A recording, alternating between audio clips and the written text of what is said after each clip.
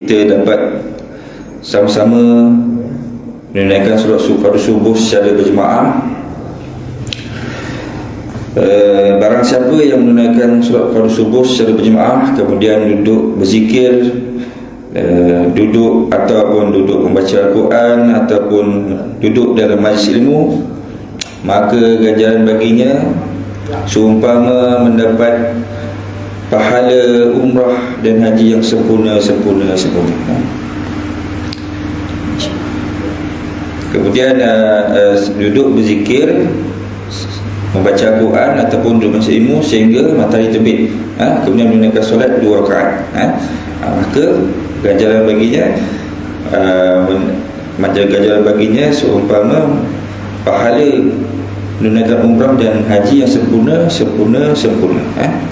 InsyaAllah 7.5 kita nanti ya. Baik, pada pengajian lepas kalau tak silap saya kita telah pun selesai rukun solat yang keempat, iaitu Al-Fatihah, membaca surah Al-Fatihah, rukun qauli. Dan sebelum kita masuk rukun yang kelima, iaitu rukun, ada sedikit perkara yang belum disentuh. Pada pengajian lepas, kalau masih ingat lagi, salah satu syarat sah bacaan Al-Fatihah ini adalah mualat. Mualat ni kita tahu bermakna tidak boleh ada berhenti yang lama di antara satu ayat. Lama macam mana tu? Lama sekadar satu nafas. Bermakna kalau dia biasa ambil nafas satu kali, bermakna kalau dia buat 2 kali nafas baru dia sambung ayat kedua, ataupun daripada ayat kedua ke ayat 3 dia berhenti selama 2 nafas, makna dah putus mualat. Bila putus mualat bermakna dia wajib mula daripada bismillahirrahmanirrahim. Dia tak boleh sambung. Kalau sambung Fatihah dia tak sah. Bila Fatihah tak sah, solat pun tak sah.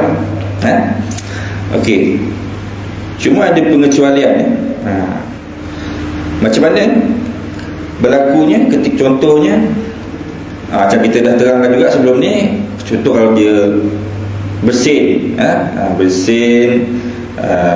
apa lagi, menguap, menguap jangan bunyi menguap, apa lagi, batuk. Batuk pun bukan batuk yang sengaja, batuk yang memang tak boleh tahan itu makna perkara-perkara yang di luar kawalan. Kalau berlaku ketika baca Fatihah, dimaafkan, dia tak ada kira putus mualat maknanya boleh sambung. Lepas bersin boleh terus sambung.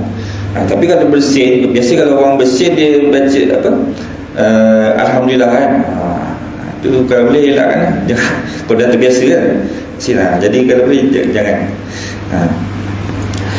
Okey, selain daripada tadi, selain daripada benda-benda tu yang mana yang di luar kawalan kita tu, kalau contoh hari Jumaat, pagi Jumaat, sunat imam membaca surah sajadah bila baca surah sajadah sunat untuk sujud tilawah.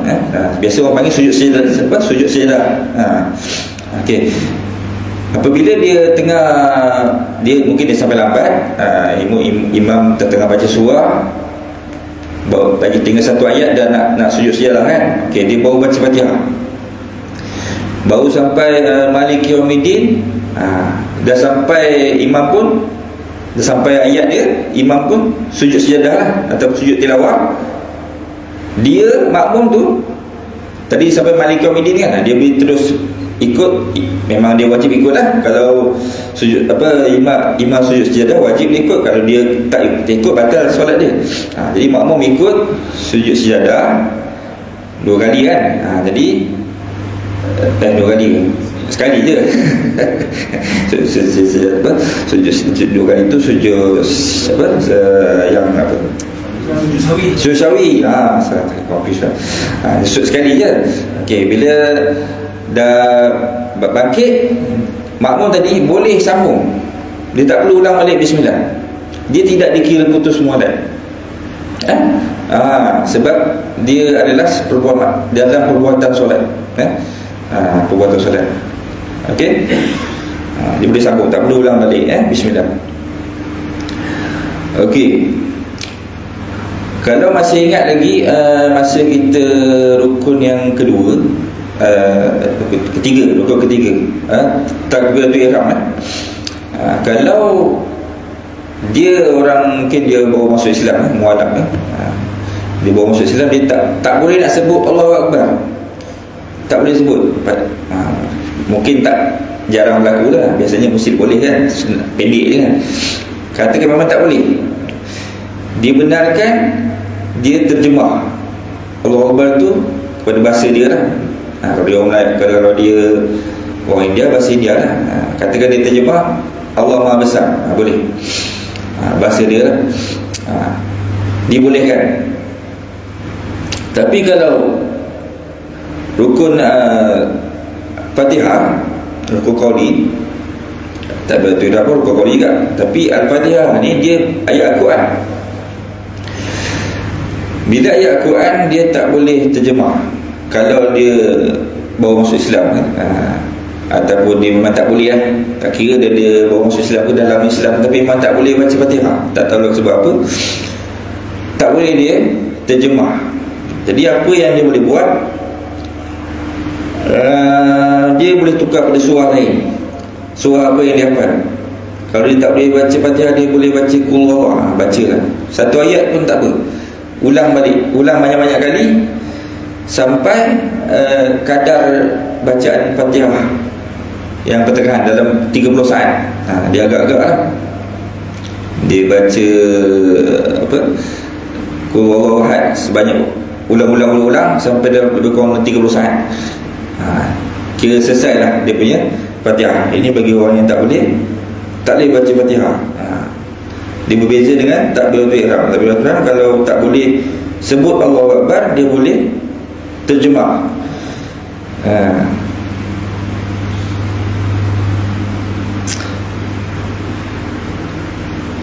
Kalau kata tak boleh apa tadi,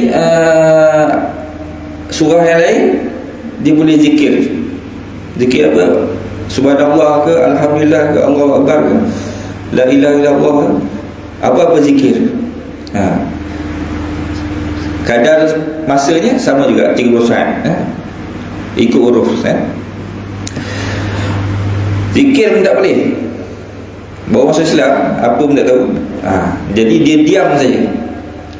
Dia diam saja selama lebih kurang tadi 30 saat. Ya. Dia berbeza, dia tak boleh terjemah. Kemudian selepas selesai baca Fatihah, sunat bagi makmum itu amin serentak dengan imam. Kenapa? Kerana ada satu hadis mengatakan, barang siapa yang amin bersama-sama malaikat, maka akan diampunkan dosanya. Tapi kita tak boleh dengar amin malaikat, kan sering kita tahu. Jadi panduan dia, malaikat tu dia akan amin bersama dengan imam serentak. Jadi kalau imam sebut amin, kita serentak sebut amin. Jangan terawal, jangan terlambat, serentak. Sebab dia dalam solat berjemaah ni, kalau takbiratul ihram kita haram serentak dengan imam, boleh batal. Kalau kita imam takbiratul ihram Allahu Akbar, kita serentak dengan imam takbiratul ihram Allahu Akbar sama dengan imam takbiratul ihram, batal solat makmum. Imam tak batal. Jadi yang lain-lain, perbuatan yang lain kalau serentak hukumnya makruh. Sebaiknya kita tunggu imam selesai dah sempurna baru gerak. Contoh daripada qiyam nak ke rukuk, tunggu imam dah sampai rukuk baru kita turun pergi rukuk. Jangan serentak. Solat sah tapi makruh. Tapi untuk bacaan Al-Fatihah boleh, dibolehkan, tak ada makruh pun kalau kita nak baca awal. Biasa Al-Fatihah kalau solat yang jahar, solat subuh, maghrib, isyak, kita akan tunggu imam habis baca Fatihah baru kita makmum baca Fatihah kan. Tapi kalau untuk solat zuhur ataupun asar, mana kita dengar, kadang-kadang kita tak boleh dengar imam baca Fatihah dah baca ke dah selesai. Jadi tak apa, tak ada masalah lah, nak sertak ataupun terawal daripada imam pun tak ada masalah. Imam baca doa iftitah, kita lepas Allahu Akbar terus baca Fatihah pun boleh, tak ada masalah. Itu kalau kita tak dengar. Kalau kita dengar, contoh ni tak lama lagi nak bulan puasa kan, lagi sebulan setengah kot, 3 lebih kurang lah. Ini dulu-dulu lah, sekarang mungkin kat sini pun mungkin tak ada lah, sebab kita biasa kita panggil Imam Hafiz kan. Jadi dia kalau tarawih dia tak dibaca surah lazim lah. Tapi dulu-dulu masa saya kecil kat tempat saya, memang imam dia akan baca surah lazim pada tarawih. Jadi rakaat kedua je memang confirm imam tu baca qul huwallahu ahad. Okey, kalau kita dah tahu macam itu, kita kalau kita nak tunggu imam habis Fatihah baru kita nak baca Fatihah, imam baca qul huwallahu ahad, surah pendek, laju lah tu kan. Masa dulu 20 lah, 20 relax je kan. Tapi semua surah pendek lah kan. Kalau kita nak tunggu imam habis baca Fatihah baru kita nak baca Fatihah, kita tahu imam tu baca surah qul huwallahu ahad, memang confirm imam rukuk kita tak habis lagi baca Fatihah kan. Walaupun dibolehkan sebab hukum ni muafiq kan. Dia hukum muafiq, kita dimaafkan ketinggalan 3 rukun panjang kan. Tapi disunatkan juga kita baca Fatihah awal. Maknanya imam dah baca Fatihah ataupun separuh imam Fatihah, kita baru mula baca Fatihah. Jadi bila imam habis surah qul huwallahu ahad tu, kita pun habis. Ataupun nak baca serentak dengan imam pun tak ada masalah. Supaya nanti bila imam rukuk kita dapat rukuk sama, lebih afdal lah. Walaupun dia hukumnya muafiq, dia dibenarkan ketinggalan 3 rukun panjang. Jadi selain daripada takbiratul ihram, selain daripada Al-Fatihah, semua perbuatan imam kita kena tunggu imam sempurna baru kita gerak. Tak boleh kita serentak, bukan tak boleh lah, makruh kita serentak dengan imam. Kalau awal daripada imam, hukumnya berdosa. Awal 2 rukun batal solat, terlewat 2 rukun pun batal. Jadi yang sebaiknya tunggu imam sempurna baru kita mula. Okey. Kemudian disunatkan juga sebelum kita membaca Al-Fatihah, kita membaca ta'awuz ataupun a'udzubillahi minasyaitonir rajim. Tetapi kalau kita masuk lambat, kita datang lambat, kita tengok imam pun dah baca surah kan, imam kita selepas takbiratul ihram kita kena terus baca bismillah, jangan baca auzubillah. Kenapa? Sebab kalau nanti dia jadi hukum dia masbuk, maknanya dia tak sempat habiskan Fatihah. Kalau masbuk, dia wajib rukuk bersama imam kan, maknanya Fatihah tu diganti, dia ditanggung oleh imam. Tetapi kalau dia baca auzubillahi minasyaitonir rajim, dia sebenarnya dia kena ganti tempoh dia baca auzubillahi minasyaitonir rajim. Kita anggarkan dalam satu ayat lah, satu ayat Fatihah.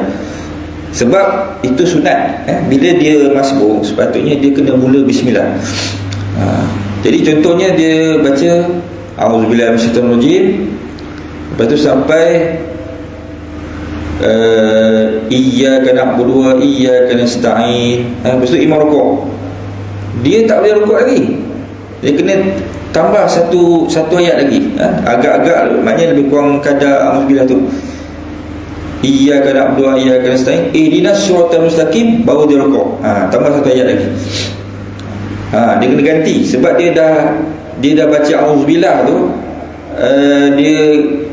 dia satu orang kata tidak dimaafkan lah. Jadi dia kena ganti masa yang dia gunakan untuk baca auzubillah tu, dia ganti dengan satu ayat lagi, iaitu ihdinas siratal mustaqim, baru dia rukuk. Dia tak boleh iyyaka na'budu wa iyyaka nasta'in, imam rukuk dia rukuk, padahal dia baca auzubillah. Jadi dia kena tambah sikit satu ayat, lebih kurang agak-agak kadar tempoh baca auzubillah tu, baru dia rukuk. Okey. Kemudian sunat juga, sebelum ni bagi imam ataupun makmum boleh, kalau imam ataupun orang baca solat sendiri, dia selepas waladhdallin, dia ada tempo berhenti sekejap, satu nafas ataupun kadar tumaninah, baru dia amin. Tak boleh waladhdallin amin, tak boleh. Bukan tak boleh lah,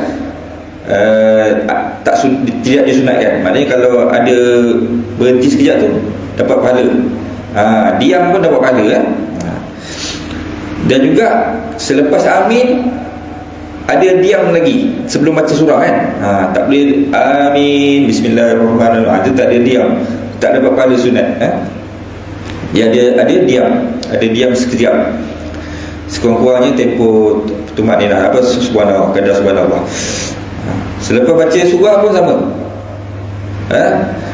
Tak habis baca surah tu rukuk, bagi senyap sekejap, diam sekejap, dapat pahala. Diam pun dapat pahala kan. Itu pun tak nak. Okey, selesai. Kira dah selesai Fatihah. Ada soalan? Okey, tak ada soalan, kita sambung rukun yang kelima, rukuk. Bila kita sebut rukuk ni, itu kalau kita contoh solat Zuhur 4 rakaat, bermakna maksud dia apa? Maksud dia 4 rukuk. Kalau solat subuh 2 rakaat, bermaksud 2 rukuk. Solat Maghrib 3 rakaat, bermakna 3 rukuk. Jadi nak dapat rakaat kena dapat rukuk. Jadi kalau orang tu, kalau dia tak sempat rukuk bersama imam, maka dia tak dapat rakaat tu. Kalau sembahyang Jumaat, kalau sembahyang Jumaat, dia kena sekurang-kurangnya dia kena dapat 1 rakaat. Bermakna kalau dia datang lambat, imam dah bangun rakaat kedua, dia baru sampai, dia baru nak masuk masjid, imam dah rukuk, imam dah rukuk, dia takbiratul ihram, imam dah i'tidal. Jadi dia tak sempat rukuk bersama imam, bermakna dia tak sempat 1 rakaat pun bersama imam pada solat Jumaat. Bermakna nanti lepas imam bagi salam, dia kena tambah berapa rakaat? 4 rakaat. Bukan tak buat 2, 4. Sebab dikira macam dia solat Zuhur lah. Tapi kalau tadi dia sampai awal sikit, imam dia sampai masuk masjid, imam belum rukuk lagi, ataupun imam tengah rukuk, dia sempat rukuk bersama imam, nanti lepas imam bagi salam, dia cuma tambah 1 je lah. Sebab dia dah dapat 1 rakaat. Dia sempat rukuk bersama imam pada rakaat yang kedua, bermakna dia dapat 1 rakaat, bermakna dia kena tambah 1 rakaat je. Itu beza ya. Jadi kita nak tahu berapa rakaat nak tambah, kita tengok berapa banyak kali kita dah sempat rukuk bersama imam. Kalau kita sempat rukuk 3 kali bersama imam, jadi nanti lepas salam kita kena tambah 1 rakaat kalau dia solat 4 rakaat lah. Okey. Jadi apa syarat-syarat dia? Syarat-syaratnya untuk rukuk ni, dia hendaklah telah menghabiskan bacaan Fatihah hanya. Kalau dia tak habis baca surah, tak ada masalah. Yang penting Fatihah wajib dihabiskan bagi muafiq. Kalau masbuk tak payah habiskan. Maksudnya imam rukuk, dia terus rukuk, tak habis baca Fatihah pun tak apa, imam tanggung. Tapi kalau muwafiq, wajib dihabiskan Fatihah. Tak boleh ditinggalkan Fatihah, dia rukuk, batal solat dia sebab dia tak selesai Fatihah. Ingat lagi muwafiq tu apa? Pernah terang juga sebelum ni. Muwafiq ni maksud dia berdiri bersama imam tu, tempoh dia berdiri bersama imam tu cukup untuk kadar masa bacaan Fatihah. Kalau dia takbiratul ihram bersama imam, dah confirm dah dia muwafiq kan. Ataupun dia masuk lambat, imam dah habis baca Fatihah, imam tengah baca surah, tapi imam baca surah panjang, surah Alaq, surah Al-A'la contohnya, panjang surah tu kan. Adakah dia muwafiq? Ya, muwafiq. Maknanya kalau kita kata kadar tempoh bacaan Fatihah pertengahan itu katakan 30 saat, bermakna dia dah sempat berdiri dengan imam 30 saat. Selepas 30 saat baru imam rukuk, maknanya dia ada tempoh masa berdiri dengan imam tu 30 saat, bermakna dia muwafiq. Bila dia muwafiq, dia wajib menghabiskan bacaan Fatihahnya, dimaafkan dia ketinggalan 3 rukun panjang, ataupun kita kata dibenarkan ketinggalan 5 rukun, bermakna 3 rukun panjang, 2 rukun pendek. 2 rukun pendek itu iktidal dengan duduk antara 2 sujud, bermakna dia kena habiskan Fatihah dia sebelum imam selesai sujud kedua. Sempat dah, biasanya imam dah sujud, biasa dah habis dah baca Fatihah, dia dah rukuk, tak ada masalah. Jadi kita ada orang faham, dia kata kalau tak sempat baca Fatihah aja masbuk. Tak betul tu, tak betul. Contoh macam tadi dia datang tadi, imam tengah baca surah, imam pula baca surah bukan main sedap lagi lah. Jadi dia lepas takbiratul ihram, dia dengar dia imam baca surah bukan main sedap lagi. Dia terlupa dia belum baca Fatihah. Sampailah imam habis baca surah, imam rukuk, baru dia perasan belum baca Fatihah kan. Itu tak sempat tu, dia bukan masbuk, dia muwafiq. Jadi kita nak faham masbuk muwafiq ni, kita jangan fikir sempat tak sempat. Kita kena fikir dia berdiri dengan imam tu berapa lama dia berdiri dengan imam tu. Kalau dia berdiri dengan imam tu bersamaan ataupun lebih daripada tempoh di bacaan Fatihah yang sederhana, bermakna dia muwafiq. Bila dia muwafiq, dia wajib habiskan Fatihah. Walaupun dia terlupa imam dah rukuk, baru dia teringat belum baca Fatihah, dia wajib dia habis baca Fatihah sampai habis. Dibenarkan dia ketinggalan 3 rukun panjang ataupun 5 rukun secara keseluruhan. Okey. Jadi itu yang pertama. Kemudian kedua, macam mana yang dikatakan rukuk itu yang paling sempurna adalah 90 darjah. Maknanya kalau dia rukuk tu, kita letak air ke atas belakang dia, tak jatuh, itu yang terbaik lah. Tapi sebenarnya itu orang yang sihat lah. Kalau orang yang tak sihat, mungkin dia tak boleh buat 90 darjah, mungkin boleh 50 darjah ke. Tapi sekurang-kurangnya apa? Sekurang-kurangnya 45 darjah. Maknanya kalau berdiri itu, katakan berdiri itu kosong kan, kosong. Kalau rukuk yang sempurna 90 kan, tengah-tengah apa? Tengah-tengah 45 lah kan. Itu yang sekurang-kurangnya. Walaupun dia sebenarnya dia boleh je dia rukuk 90 darjah, tapi dia mungkin hari tu dia malas sikit, malas nak rukuk masa bawah, dia buat 45 darjah, tetap sah juga. Tapi tak dapat pahala penuh kan.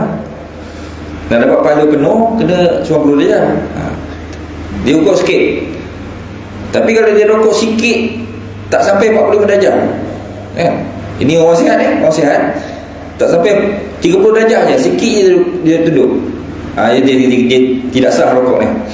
Dia kena sekurang-kurangnya 45 darjah. Dan nak tahu kadang mana kita nampak kan belakang kita lurus ke tak. Jadi petanda dia tangan kita ni orang normal lah, tangan dia sampai kat lutut. Ada orang tangan dia letak kat betis pun ada. Tu mungkin tangan dia panjang lah kot. Kalau orang normal tangan dia dekat lutut. Tu kira dah cantik lah. Okey. Apa syarat lagi? Kemudian dia rukuk itu bukanlah tak sengaja. Macam mana tak sengaja? Contoh orang tolak dia, dia tengah baca surah, kebetulan dah habis. Tadi kan lepas baca surah kan sunat diam kan, dia diam sekejap, tiba-tiba ada orang tolak dia sampai dia terrokok kan. Bukan dia gerak dia tak gerak dia, orang tolak dia, tolak dia terrokok. Tak tahu macam mana dia terrokok. Tak sah. Kata alah orang dah tolak aku dah terrokok, aku rokok terus lah tak boleh. Dia kena patah balik, dia kena berdiri balik, rokok dengan sengaja. Dia kena ada apa, qasad tu. Bukan dia tak sengaja rokok, dia kena sengaja rokok. Itu syarat dia. Kemudian apa syarat lagi? Tumakninah.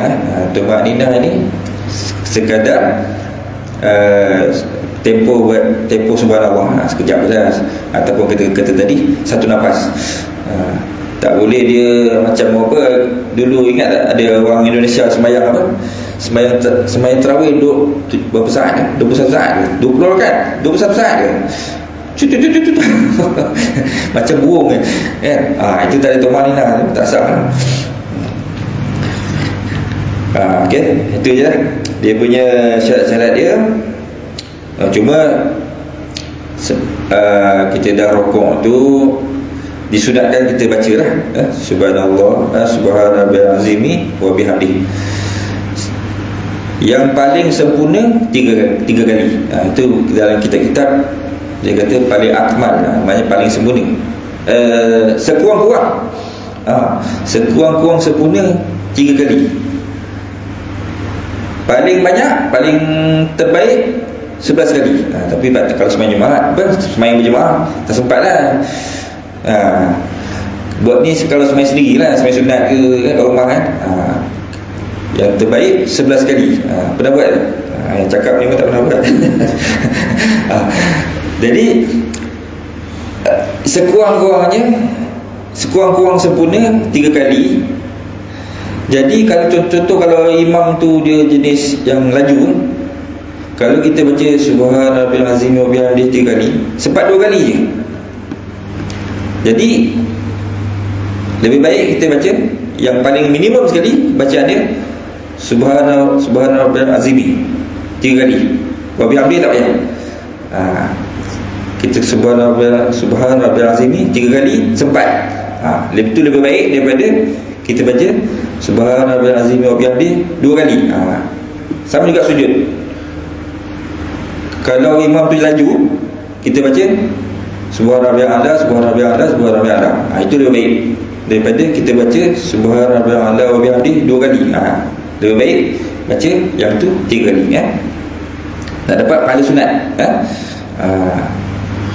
dapat pahala sunat pun kena sempurna lah. Tak baca langsung pun sah juga. Rokok tak baca apa pun sah. Ni sunat je. Okey, selesai rokok. Ada soalan? Okey, kalau dia dah iktidal, masa dia iktidal tiba-tiba dia syak, tadi rasa macam rokok tadi tak cukup tumakninah, dia dah iktidal kan.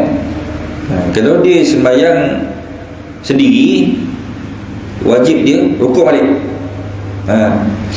Ataupun dia tadi masa dia dah sampai iktidal, dia syak tadi macam tak cukup je lah tunduk dia, mungkin tunduk sikit je kan. Dia syak wajib dia rukuk semua dia. Itu kalau sembahyang sendiri. Kalau dia sembahyang berjemaah, Dia tak boleh, imam dah tidal, dia dah tidal, tak boleh dia rukuk, dia kena ikut dia imam. Tapi bila dia syak, bermakna rukuk dia tak sempurna, nanti imam bagi salam, dia kena tambah 1 rakaat. Kalau sampai salam dia masih syak lagi lah. Tapi kalau sampai dah tahiyat akhir, kata tadi sebenarnya sah, aku punya rukuk sah, kan? Dia dah yakin balik, tak payah tambah. Sampai ke salam pun dia tak yakin, dia syak, dia punya rukuk tadi tak sah, maknanya dia kena tambah 1 rakaat lepas bagi salam. Itu kalau solat Jumaat. Kalau solat sendiri ataupun dia jadi imam, dia kena patah balik. Pelik sikit orang tengok. Tapi kalau berlakunya itulah, imam tadi dah rukuk, dia tidak, dia rukuk balik, makmum tak boleh ikut, tunggu dekat tidak.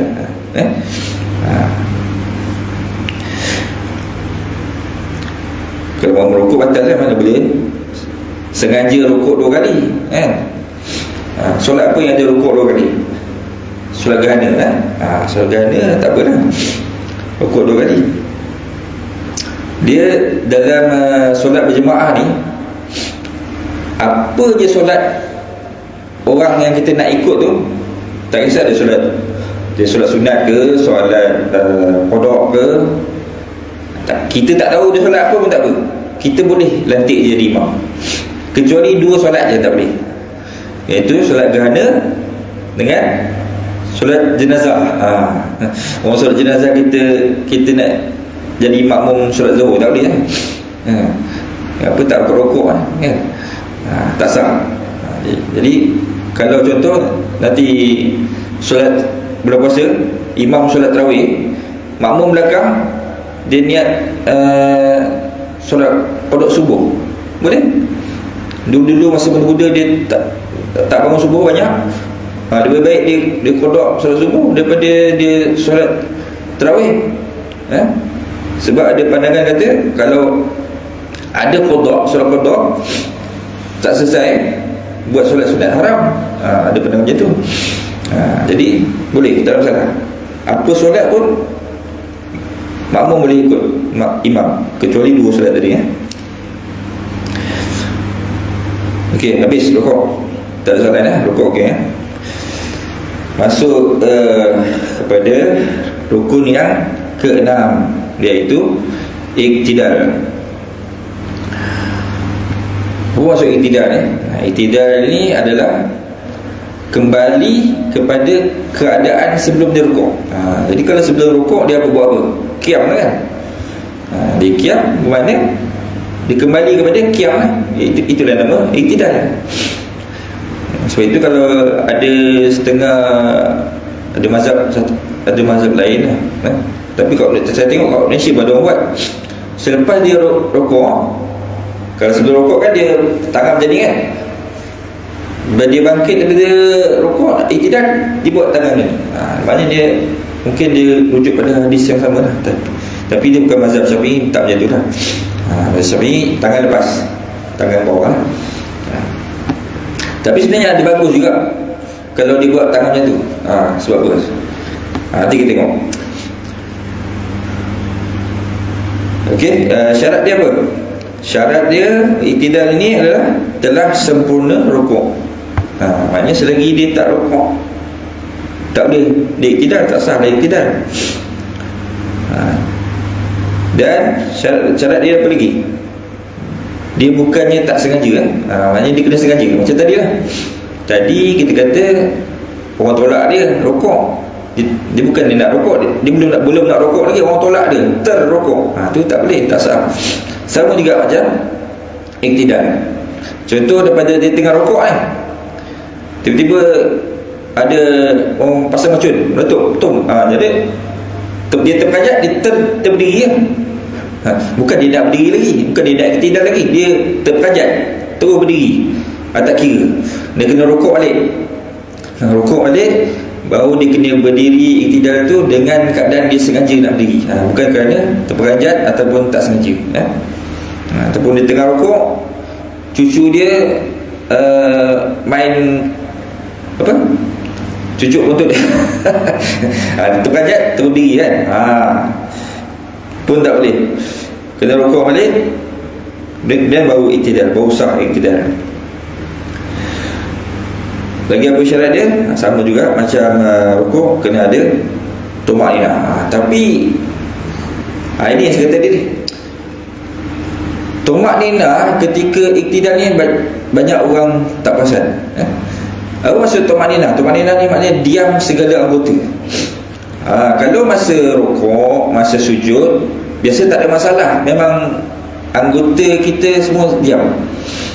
Masa rukuk tangan dekat lutut, masa sujud tangan dekat lantai. Tapi masa iktidal, ada setengah orang bila dia sami Allah hamidah, dia belum kira lagi, sebab tangan belum diam lagi, tangan kat atas sami Allah hamidah, tangan tu bawah digoyang tak. Digoyang tu belum boleh kira lagi. Dia kena tangan diam, semua anggota diam, baru boleh start kira tumakninah tu. Jadi ada orang dia contohlah tu kita tu sami Allah hamidah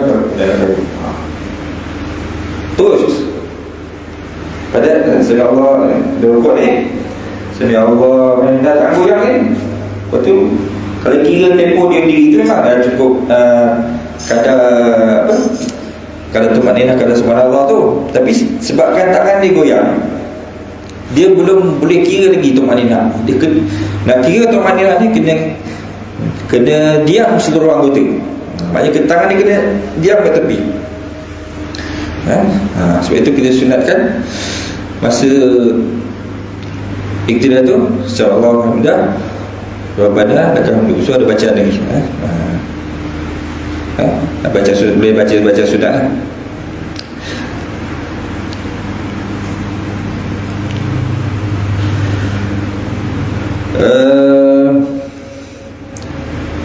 Kemudian kita kena ingat iktidal ni dia adalah rukun pendek.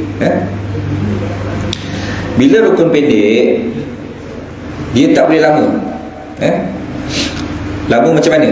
Okey, kalau dia iktidal, dia kadar dia berdiri tu tak boleh lama daripada bacaan Fatihah. Kalau dia berdiri lama, walaupun baca bacaan sunat lebih daripada 30 saat, tadi kita katakan bacaan Fatihah tu 30 saat, dia iktidal tu sampai 35 saat, mungkin dia baca sunat tu, maka batal sembahyang dia, sebab dia memanjangkan rukun pendek.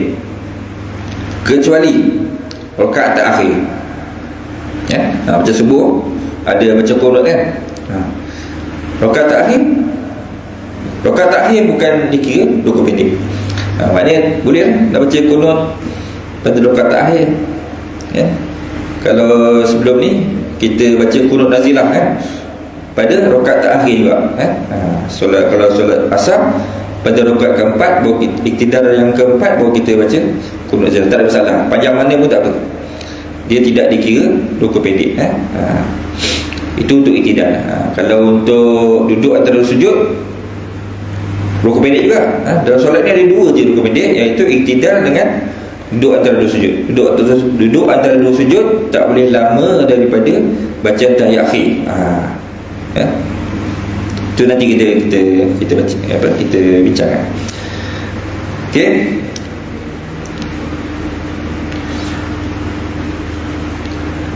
Jadi kalau sama je tadi,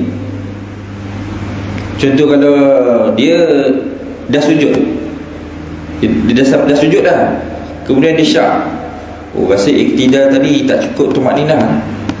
Kalau dia sembahyang sendiri ataupun dia imam, dia kena wajib dia berdiri iktidal balik. Kalau dia syak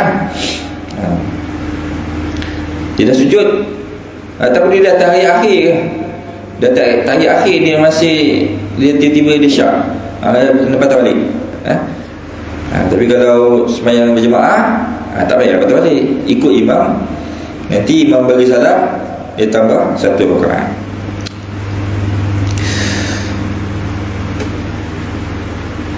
Macam mana kalau ini dia semayang seorang lah. Masa dia sujud, masa dia duduk antara sujud kedua, dia tak terfikir apa lagi. Ini dia dah rakaat kedua dah. Dia dah berdiri rakaat kedua, baru dia syak. Rakaat pertama tadi dia rasa macam iktidal dia tidak sah. Dia rasa rakaat pertama tadi iktidal tak cukup tumakninah lah. Mungkin dia baru perasan dia masa dia iktidal tu tangan dia goyang ke kan. Jadi kalau macam tu tak payah patah balik. Dia berdiri rakaat kedua, tak payah patah balik. Nanti lepas dia kira, maknanya rakaat pertama tadi tak kira.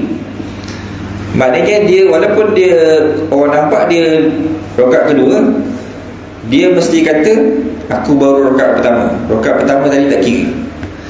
Maknanya dia terus dia solat macam biasa.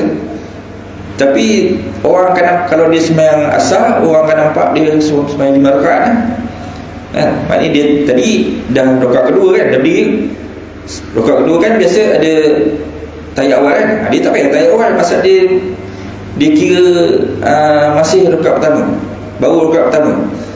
So nanti orang tengok dia rakaat ketiga pula dia tahiyat awal kan. Orang nampak lah, tapi dia sendiri dia tahu dah dia baru rakaat kedua kan. Jadi orang nampak, kata nampak macam 5 rakaat, tapi sebenarnya 4 dah tu. Jadi kalau dah sampai berdiri rakaat yang seterusnya, tak payah patah balik. Kalau sujud kedua, baru sujud kedua, belum bangun lagi, ini rakaat pertama lagi ni, baru sujud kedua, baru teringat tadi iktidal macam tak cukup lah, macam tak sah, dia syak. Dia kena bangun balik, bangun iktidal balik. Betul, sambung terus sujud, duduk atas sujud kedua. Macam tu boleh patah balik. Tapi kalau dah sampai qiyam rakaat yang seterusnya, tak boleh patah balik. Maknanya rakaat itu dah kita, banyak rakaat yang sebelum tu dia dah kira tak kira, kira abaikan. Dia kena teruskan. Contoh tadi rakaat pertama kan, okey, katakan rakaat ketiga. Rakaat ketiga dia rasa tadi rakaat kedua macam tak sah iktidal. Jadi rakaat ketiga tu dia jadi rakaat kedua. Maknanya dia kena tahiyat awal lagi sekali lah kan. Okay, macam mana kalau dah habis salam? Dah habis salam baru syak. Rasa ni dah habis salam dah bagi salam dah habis. Rasa tadi macam ada iktidal dia macam tak sah. Kalau dia syak, jangan layan. Maknanya dia 50-50. Rasa macam syak, rasa macam tak syak, 50-50 lah kan. Dia berbeza kalau yakin 100%, rasa memang tadi tak sah lah iktidal. Kalau jadi yakin, dia dah bagi salam, kalau tempoh masa tak lama, dia boleh tambah 1 rakaat.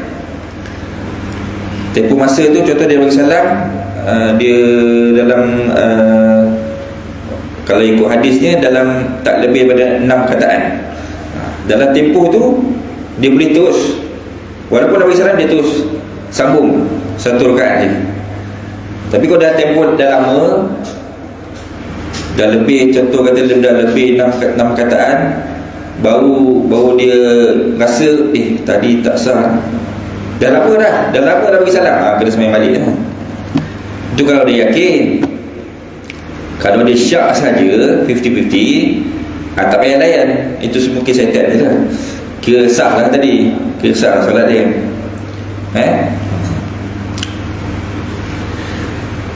7:30. Ada soalan? Kalau tak ada soalan, kita berhenti dulu lah. Kita sambung pada masa yang akan datang. Segala yang baik itu datang daripada Allah. Segala yang baik, segala yang kekurangan itu adalah daripada kelemahan diri saya sendiri.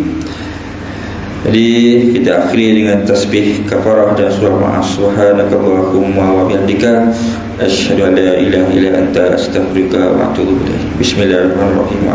Innal insana fi khusr illa allazina amanu wa 'amilus solihati wa tawassaw bil haqqi wa tawassaw bis sabr. Bismillahirrahmanirrahim. Alhamdulillahirabbil alamin.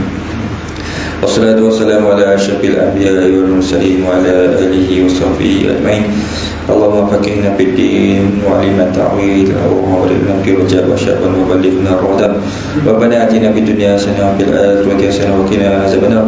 Wassallallahu ala sayyidina Muhammad wa ala alihi wa sahbihi ajmain. Subhana rabbika rabbil izzati amma yasifun. Wassalamu ala mursalin walhamdulillahi rabbil alamin. Taqabbalallahu minna wa minkum.